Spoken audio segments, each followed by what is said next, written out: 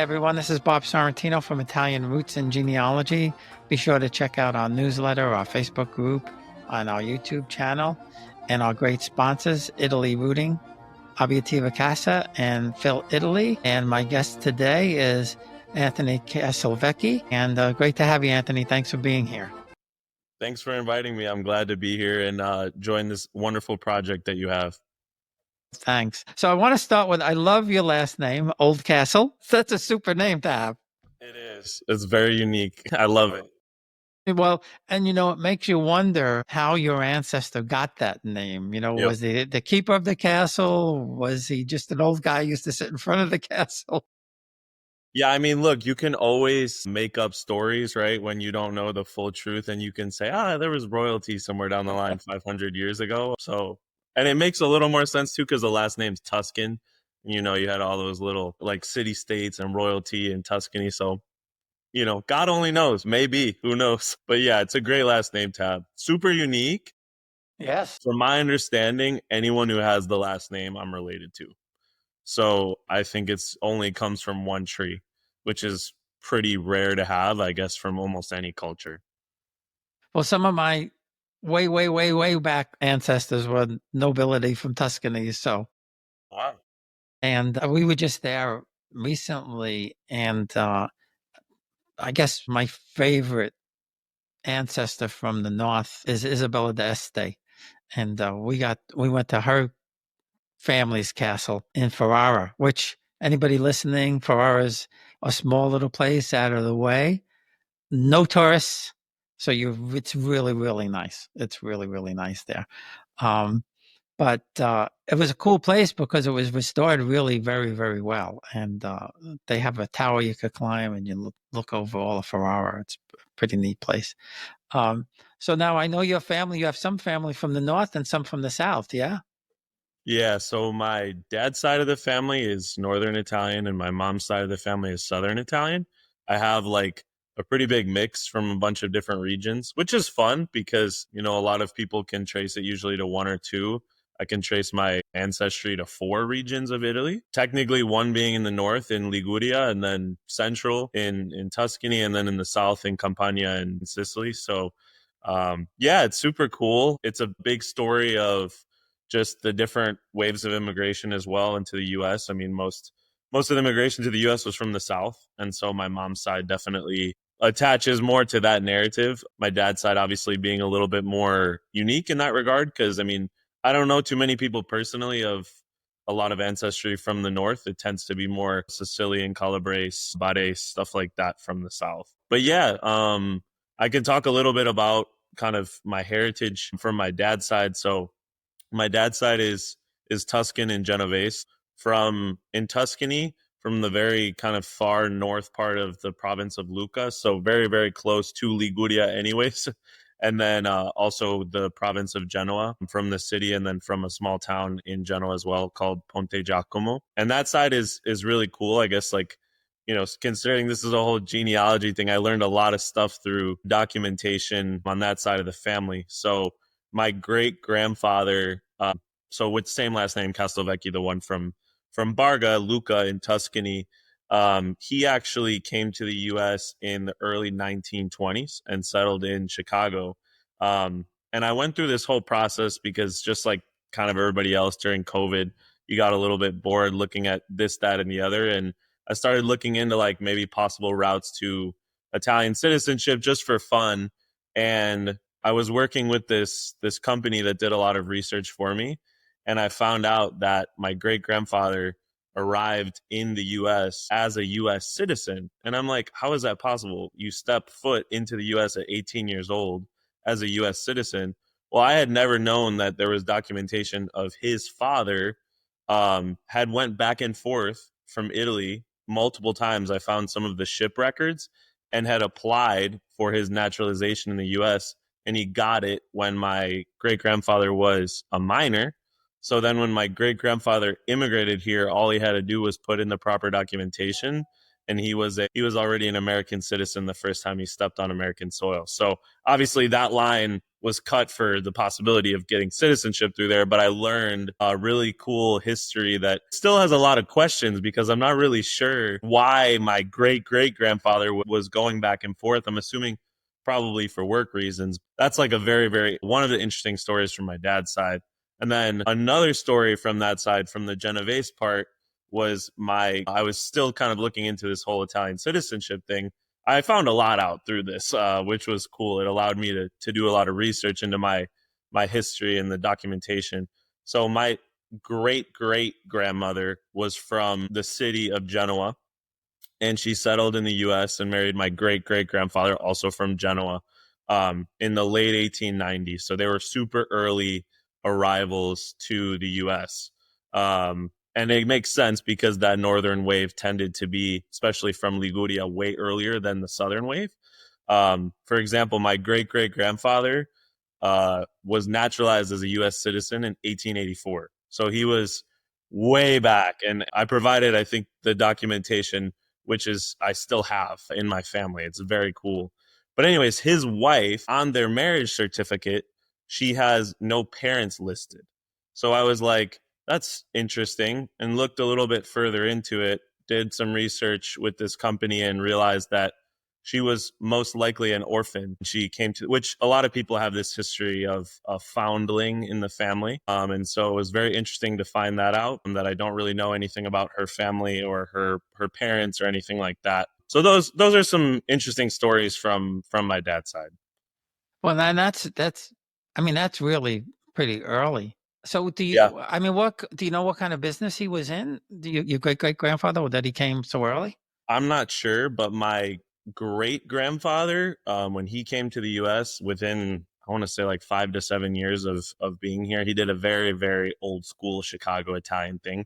He opened a tavern on the west side of Chicago, which ended up being passed down to my grandfather and then was sold in the late '60s. But um, that I'm not sure what my great great grandfather did, but my great grandfather ran a tavern, which turned into a tavern, a restaurant, a dance hall. Um, and then my grandfather took that over from him for some time and then sold it. And then my dad and my grandfather and grandmother and the whole family, they moved out to the suburbs. But that was kind of the history there. So I wish I knew more, but it's I haven't been able to find much more. Well, and you know, he was probably, I don't think they had passed a law yet, but they were already starting to slow down the immigration from southern Italy or Italy in general at that time. So he probably was fortunate that he had that was able to do that American citizenship thing, or they may not have uh, let him come back in. Yeah. That's really a pretty interesting story. I've never heard that kind of story before, you know?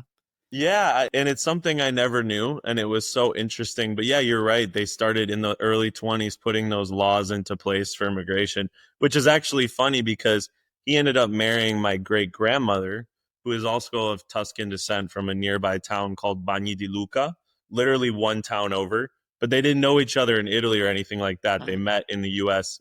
You know how it was. There was a Tuscan neighborhood, there was a Calabrese neighborhood.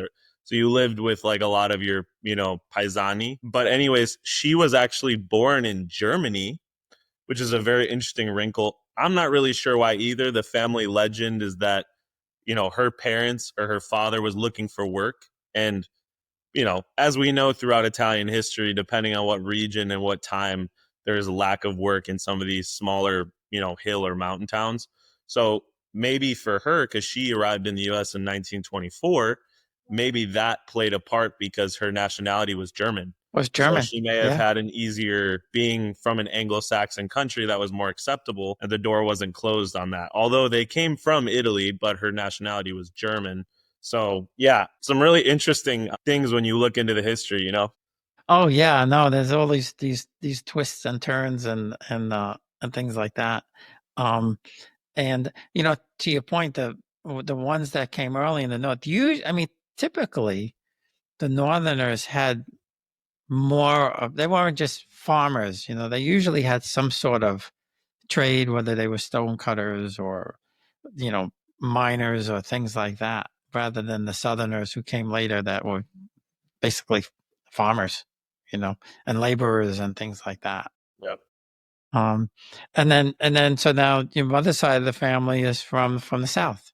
Yeah, yeah. So my mom's side has Sicilian and ancestry and ancestry as well from the region of Campania. So her ancestors come from a town called Campania in Campania in the province of Salerno, and then that's her Campania part, and then her Sicilian part is from a small town called Santa Caterina Villahermosa in the province of Caltanissetta, literally in the middle of Sicily. There's a really wild story from that side. I would say probably the craziest story in my family. And I don't want to say I was granted permission from my mom to tell it, but it's a very close to heart story. My mom grew up with her two grandparents, thinking one was Sicilian and one was basically what I call Neapolitan because it's very, very similar culturally. And her Sicilian grandfather, she found out in her, I want to say late 30s or early 40s, that he actually wasn't her biological grandfather. So she was like, I mean, she was super close with him. So at the end of the day, she didn't really care that much. It was like, okay, this is my grandfather regardless. But she always felt like, Sicilian because she had this grandfather who was very, very Sicilian and very like, he just had a persona that she loved and respected and kind of was like, well, whatever. He's not related, but he's still my grandfather, right? So, anyways, I want to say maybe like 7 years ago, we do the little ancestry thing, mostly for just like building a family tree on her side. And I just get into the thing because I'm younger, so I'm doing all this research and all this stuff for her. And I'm also curious because I knew my great grandfather, my non-biological great grandfather, and so I was very curious. I'm like, well, who is my great grandfather? So I want to say it was like 7-ish years ago. Through some like census records, documentation from Ancestry, I actually found out who my real great grandfather was, who also happened to be Sicilian. So not that much change there in terms of ancestry, but obviously there's a whole story behind that as well. He was the brother of my great grandmother's husband. So two brothers actually married two sisters, and we just don't really know what happened to my great grandfather. He had my grandfather with my great grandmother, and then he kind of just disappeared. No one really knows. Things were hush hush back then, so there was obviously some sort of divorce and remarriage and et cetera, et cetera. And they had two kids, and then a third came with the remarriage. So yeah, very interesting there. But I think one of the coolest wrinkles as well that ties me to a place other than Chicago, where I'm from, because all my ancestors basically went straight to Chicago. He was actually born in Franklin, Louisiana, which is a fun little wrinkle to the story because a lot of people don't know how significant Sicilian immigration was to Louisiana. I didn't really know that until the last few years. I actually had the opportunity to go there for the St. Joseph's Parade this year and really see the significant amount of Sicilian ancestry and celebration that there is in southern Louisiana. But my family was actually one of those people, all these years ago. And then as a child, my great grandfather, through this documentation, I found out that he moved up to Chicago with his family. And then, they ended up settling in the Chicago area. And then he obviously met my great grandmother. They got married, had a couple kids. And then we don't really know the story after that. But it's very, very interesting. Connects me to another area outside of Ellis Island, which is pretty much where all my ancestry went through. So it's a very cool story. Kind of strange, but a lot of people have those weird stories in their family of the random ancestor that they didn't know about. Fortunately, it didn't come through like a DNA test or something. My mom learned it, whatever, 20, 25 years ago, at least, maybe a little bit longer than that, around family. So, but no one really ever said anything. It was like hush, hush. So, very interesting story from that side as well. Yeah, and I interviewed the guy. I don't know if you heard the interview with he's Italian, but he's an expert on Italian immigration here, and he was telling me about the Italians and I mean they were Italians in Arkansas of all places, but he said they after the Civil War they needed people in the fields and stuff like that, and they tried it with the Germans and the Irish. They couldn't handle the heat, so they got Sicilians and Southern Italians to cut the sugar cane and things like that. That's really interesting. And one of the things that he said, which blew me away, is that the person who created or founded, whatever you want to call it, Long Island Railroad in New York, he sent a number of Italians to this place in Arkansas, and he was going to give them the land, but he wound up passing away before this. They were supposed to work there so many years, and he wound up passing away before this whole thing could take place, and they basically didn't have anything. But so I'm assuming you did a DNA test, yeah? I actually didn't. No, You I mean, haven't? no, Really? I probably will at some point. I'm gonna be honest with you. I think we're still some years away from them being pretty accurate. I think, like, for example, I know a lot of people that have done them, and like Ancestry will constantly be changing based They on, all change them. Yeah, they yeah. all change the So, and I algorithm. get it, but at the end of the day, it's also pretty hard when you look at it in terms of doing a DNA test based on nationality, because nationalities didn't really exist until recent history. It was more kind of groups of people in certain areas, and the paternal DNA and the maternal DNA versus like Italian wasn't really a thing, until Italy became unified 165 years ago. So yeah. Well, they are, a lot of them now are starting to get away from that. They're kind of doing more like um, areas as opposed to that, and they're refining it. But the interesting one that I did, I there's what's the name of it now? My True Ancestry. No, I'm sorry. I did that one. I'll tell you about that one in a second. I sent my ancestry to Living DNA first because Okay. I figured they were based in Europe and I would get more Italians. But Italians don't do DNA testing because they don't have to, because they could just walk down the block to the cemetery and see 500 years of family. But what's interesting about them is that they do the maternal and paternal lines.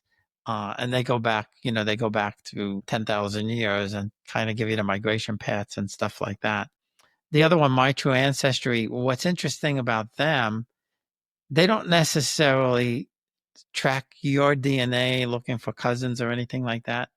They match your DNA to archaeological digs from around the world. So they could pinpoint you, not to say that you're related to anybody there, but they could put your DNA in a certain place at a certain period of time. So they could say, well, you have DNA from place in Rome in, AD or something like that. So that's a pretty neat one to do also. The problem with these things like Ancestry, which pisses me off with them, is they've gotten so expensive. Yeah. It's crazy. I mean, I keep mine going. I pay the $5 or something just to keep my tree there, um, but they've become more of a big business, I think, now than anything else. Yeah, no, I mean, I remember my dad did one of those tests like a number of years ago, probably when we were, like I said, on Ancestry, like whatever, 6, 7 years ago. But yeah, my confusion with that was like every time you go back, it was just like the percentages just significantly changed, and it's like, okay, I I don't want to say like there's obviously truth in it, no question, but I like what you're saying, the more kind of historical, like from deep history, for more of the understanding of what area they come from versus, oh, you're like this nationality. But I mean, I think there's obviously a lot of improvements that have been made and a lot more companies doing it, which, as we know, usually can tend to make the quality better when there's a couple more players in the game that are adding different aspects.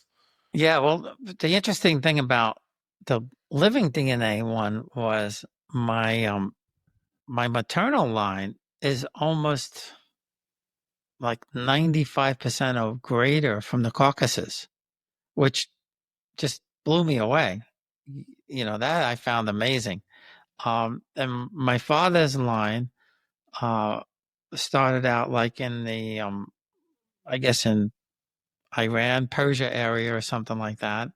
And then they were all in mountains. So that line to wherever they show up now is all in these mountainous areas, mountainous areas in Spain, the Alps, and places like that. So, that to me is a little bit more interesting because, like you said, you kind of see that historical path more than just, well, you Southern Italian. You know what I mean? Yeah, they're doing that a lot more too. I'm actually kind of a little bit of a nerd about this stuff. So like I've watched a lot like about the DNA stuff. But yeah, like a lot of people in the Italian peninsula, like the ancient ancestors came from Anatolia, which is modern day Turkey, and then also the steppe, which is like central West Asia, kind of Caucasus, just about area as well. So that kind of Middle East, Western Asia was a lot of the original ancestors of people in the Italian peninsula. So it's not surprising to hear that, but it is really cool to learn it because people don't really think about it.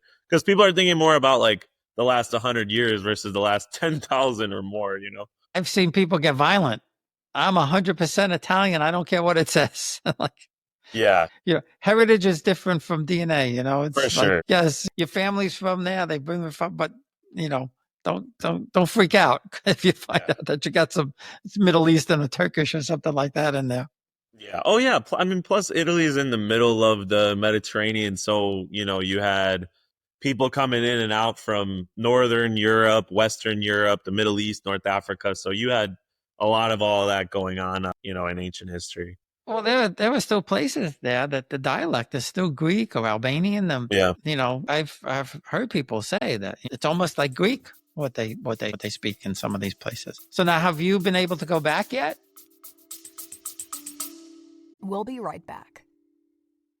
Experience Italy like never before, traveling with a scheduled group or create your own bespoke tour with friends with philitaly.co. Pack your bags and follow Phil. That's www.philitaly.co.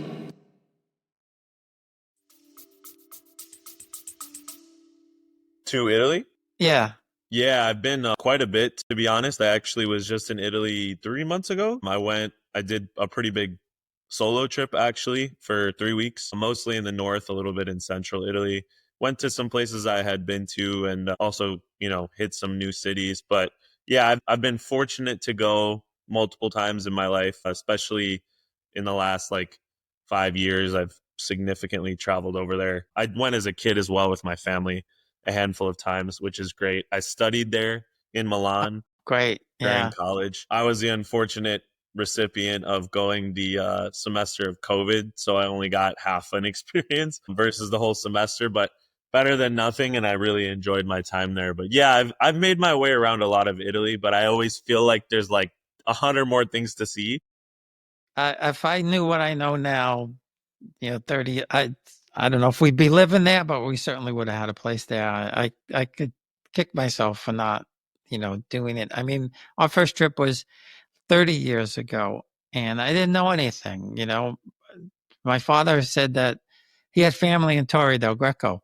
And that was it. And we saw the sign and we were going to Pompeii. We saw the sign. We didn't wind up going. And then the kind of just, had the kids and the work and things got, drifted away. A trip, we were supposed to go March of COVID or April of COVID, and COVID hit in March.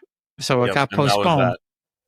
But the bright side of the whole thing was I got contacted by my dad's half first cousin, who's actually younger than I am. And when we got there and connected with him, he took us to Torre del Greco and brought us into this apartment. Didn't tell us where we were going. And my father's two first cousins, both in their 90s, were there. And they had pictures that my grandmother had sent. And they had stayed in touch with my aunt up until the 70s. Wow. Nobody told me anything. That's what makes me nuts. Typical. That's typical. And especially, with my grandmother, who came from these noble families, I knew something of it because we had my grandfather's, what I refer to as his calling card. And my mother would say that my great-grandfather was a duke or a count or something like that. But nobody ever really got into real depth about it until I started finding out. And I started finding out after my father had passed away, after my godmother, my father's sister, had passed away. So I had nobody to bounce this stuff off of until I started connecting with some cousins over there because my grandmother, only her and her aunt had come to America. The rest of the family didn't come, and they really didn't have any reason to come because they weren't poor. Yeah. And so I don't know. I could only speculate as to why my grandparents came. And I think it's one of two reasons, or maybe a combination of the both. World War One had just broken out, and they had a young family. But her aunt had been here since 1905, and I can only guess that maybe what my cousin here tells me is that it was her great great grandmother, great great grandfather. That he was like an entrepreneur. He had a leather business of sorts. Either he made wallets or shoes or something. So maybe he said, "Well, come over and I'll help you start a business." Because my grandfather did have his own business. Him and his brother made bridal crowns and bridal veils and things like that That's cool. in New York City. Yeah, yeah. Well, what's funny is my cousin here, families were so close. I never knew it. I never knew Linda. I had no idea who she was. We got connected and finally met her in person. Her grandmother had saved beads from my grandfather's business. They're like 100 years old now, I guess. And so she brought us, me and my sister and my cousin, some of the beads to have. So it's a nice little piece of history, you know? Yeah. Yeah, it is cool when you look into this stuff, all the different things you can discover. And sometimes, like, even in my case, where it was just like through, initial talks with one of these companies about possible, dual citizenship. And through that, like, I found out that the path would be really hard to do that. However, I found a lot of great documentation that connected the dots, or I wouldn't even say connected the dots. I mean, I didn't even have some of these dots to connect. I didn't even know some of these things at all. Like, finding out an ancestor did this or did that or was an orphan or whatever. Like, it's just very interesting to know. Yeah. I mean, I have basically all the papers. I'm just waiting for my daughter to do something because I'm trying to do it all together. I'm still eligible through my mother because her parents never naturalized. My father, because of the new law that they put in place, I'm not eligible through there anymore. But they're making it harder and harder, and they're making it more and more expensive for, people want to start. And the wait was a long time in the consulate, but now so many people have caught on to that they're trying to go through the courts that's like all backed up. So I want to do it mostly for the kids because they're both around 30, so that if they ever want to move there or live there, or they have kids and they want to go to school there or something like that, because school is, as you probably know, is peanuts compared to here. Yep. Yep. And especially if you are a citizen of Italy, it makes a huge difference in terms of cost. Oh, yeah. Yeah. Yeah. I have a friend who moved there like 5 years ago. She got her citizenship and she loves it. She's been there for 5 years. This last trip, we were probably overlapped with you. We were there in May, the middle of May. And we were in Florence, Bologna, Milan. And my daughters and her fiance, they were like, "We're moving here," which I think everybody has that. You go there like, I love it, but why did they leave? Right? It's so beautiful here. So I said, well, let's see. We'll cross that bridge when we get to it. Milan's a really nice cosmopolitan city. It's like Chicago, New York, or something like that. Very expensive, though. Very expensive. Yeah. But yeah, compared to the other cities. I mean, I was there, I studied there, visited there a couple times. I'm literally representing the city today. I see. Yeah. I really do love this city. I think it's also has some sentimental value because of the fact that I studied there. And also, it was a really weird point in time where I kind of had to leave there. I had the opportunity to stay with a host family when I was in Italy.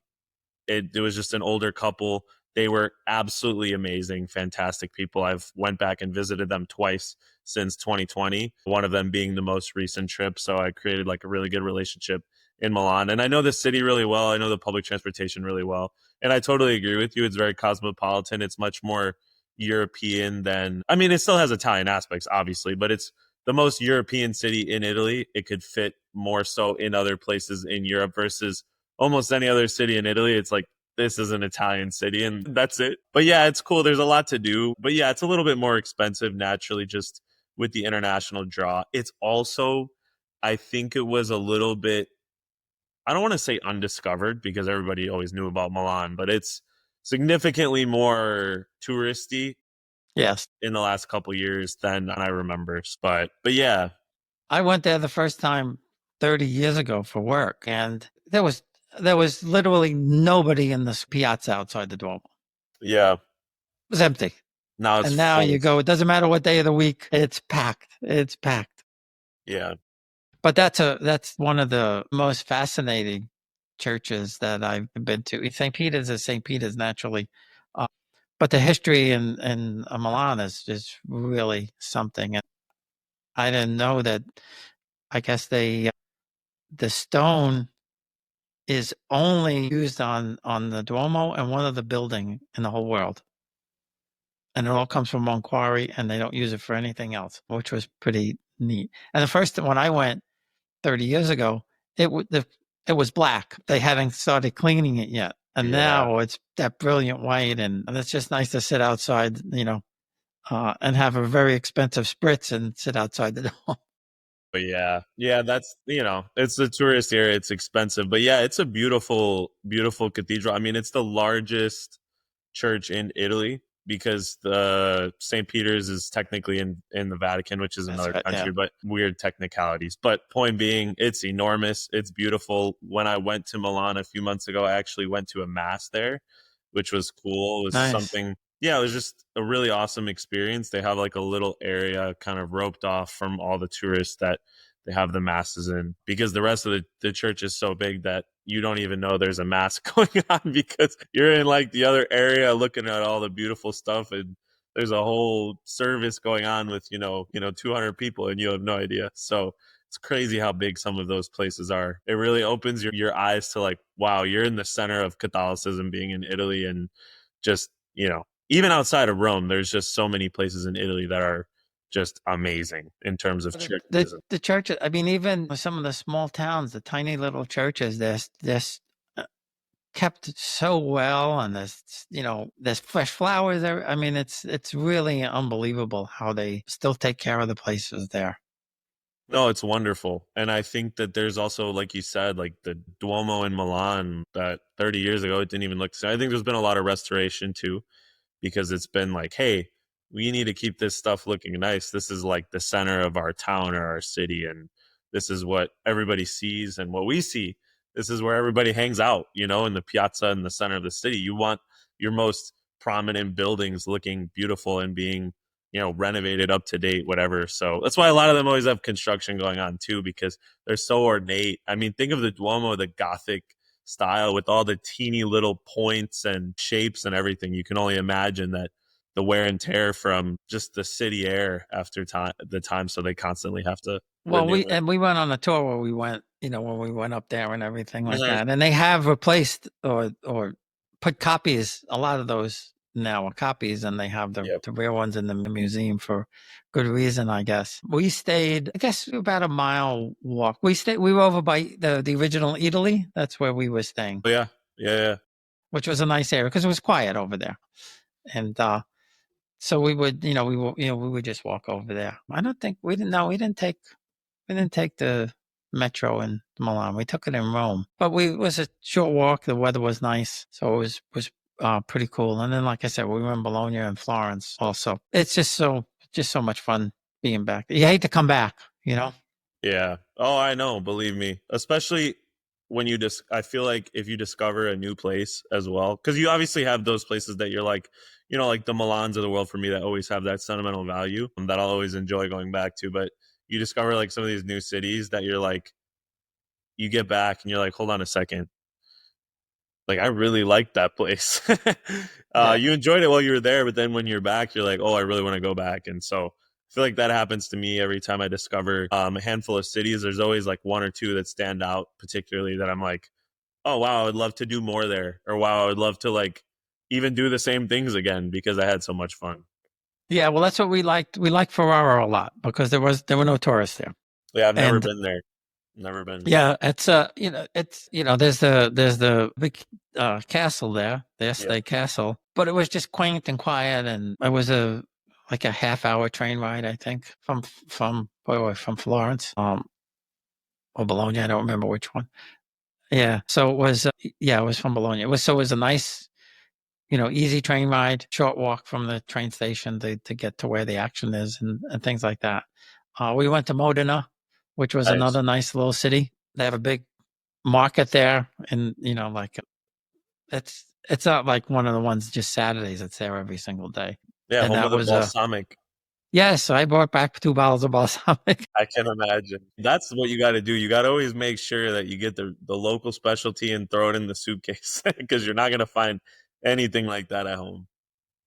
And we were in Florence, and we weren't sure if we were going to eat because we ate a big lunch and stuff like that. But then the kids wanted to go out, so I said, "Well, if it's as long as we're not going too far." And we found this little restaurant like around the corner from our apartment, and he had Tuscan beef stew.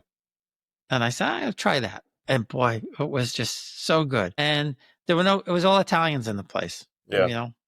So you're in good shape when there's just Italians in the place. And it was just so good, and wasn't expensive, and I don't think anybody even knew about it.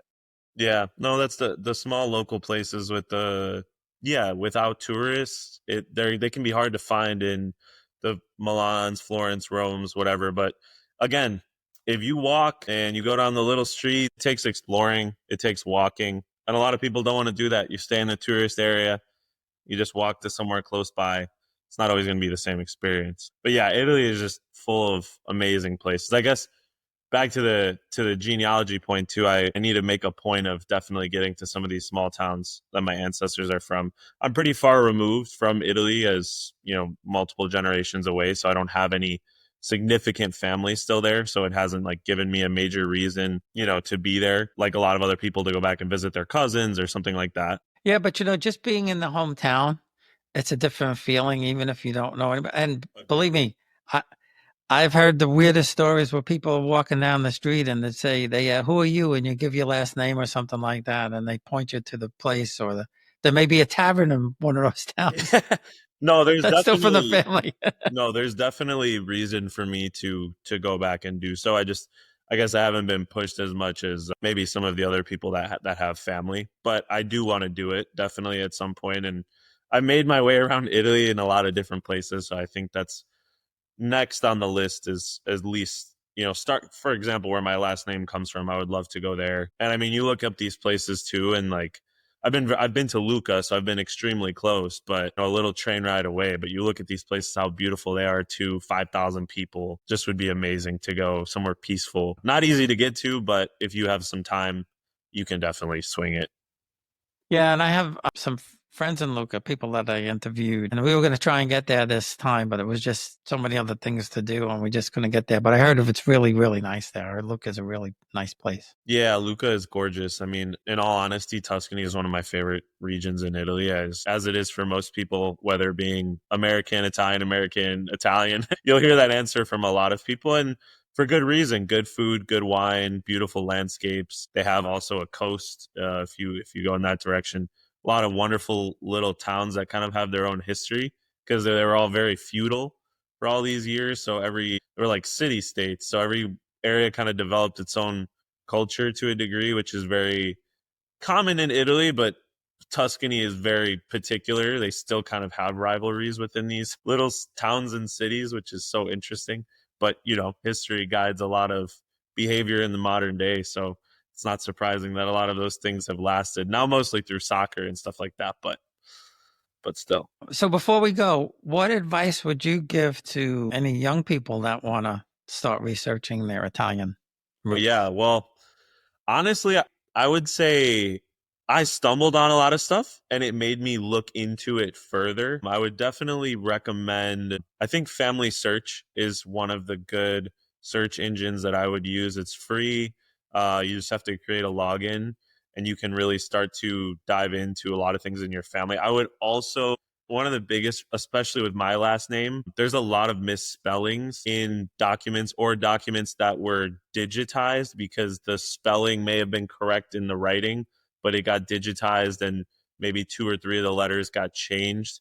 So I would, if you're doing research and you're really trying to find ancestors, it's almost guessing sometimes, but you have to come up with some different alternate spellings of your last name, particularly our last names from Italy that were just oftentimes trashed, either by our own ancestors because they wanted to anglicize, or by the government, or by the census or anything like that that would be number two.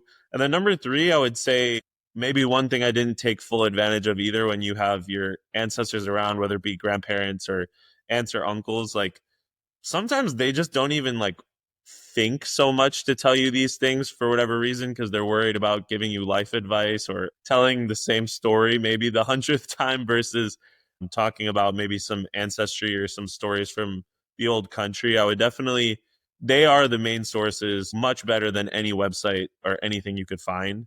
So I would try and get as much as you can out of parents, aunts and uncles, cousins, grandparents, great uncles, whatever, anybody in your family, and start there. And if they can't connect all the dots, then it's up to you to go through the documentation, take a little bit of time online. So, and have fun.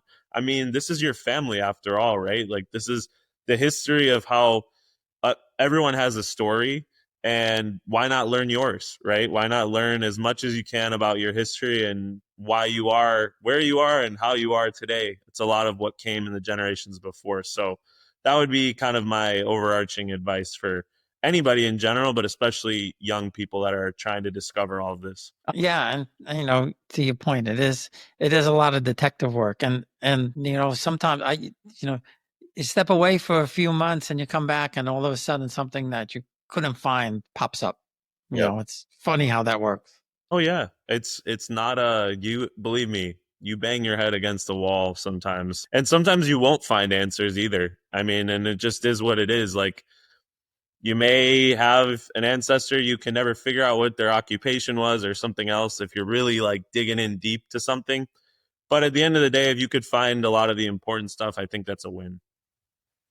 Well, yeah, and I tell people too that, if you know what town you're from, some people don't, but if you know what town you're from, sometimes there's a Facebook group with that town.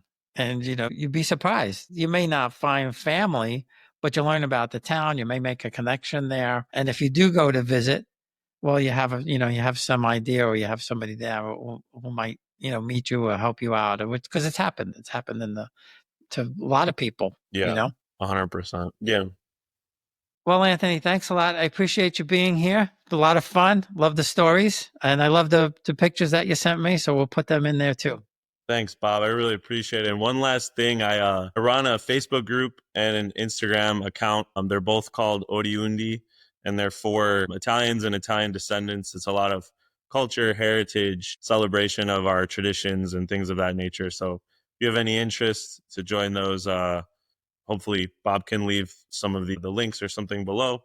But Bob, thank you for having me. This is a really important thing for our community, and I'm glad that you've spearheaded this project to get a lot of people's stories out there, because everyone has an interesting story. You just got to get down deep. So thank you very much. This was really fun. All right. You're welcome.